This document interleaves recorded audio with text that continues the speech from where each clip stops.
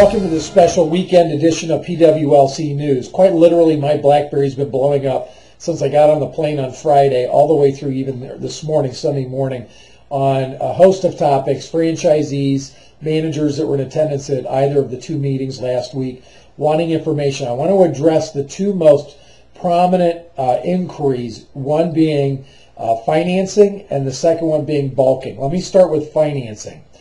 ASF and UGA are the two most successful financing tools to use as introduced by our speakers. Now keep in mind, both of these tools were introduced about as many as almost 3 years ago now with ASF, about a year and a half, 2 years ago with UGA. There's nothing new with either of them, but I think hearing it from Oscar, Marielle, and Rika, it took on a whole different pail, and a lot of you are ready to jump on board with it. You can see on the screen the contact information for our reps for both UGA and ASF.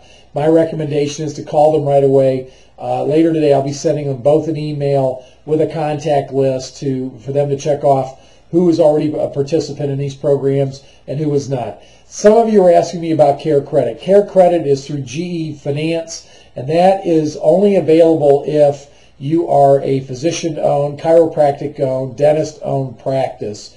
You're able to enjoy that. Now, when I say enjoy that, it's all a matter of definition.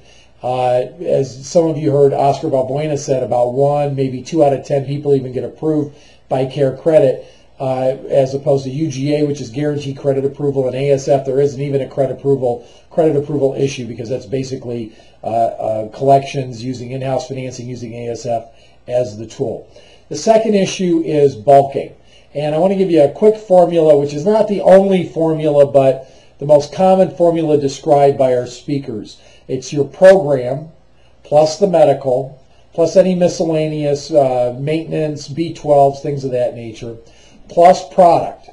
You add all that up. From that, you subtract whatever the client gives us as a down payment.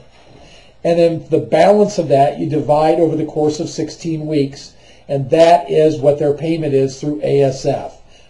So with UGA, it's a slightly different story, because I believe the minimum down payment on UGA is $200. And again, you would take the difference and divide that over the term that UGA has laid out for you, which in some cases is 6 months.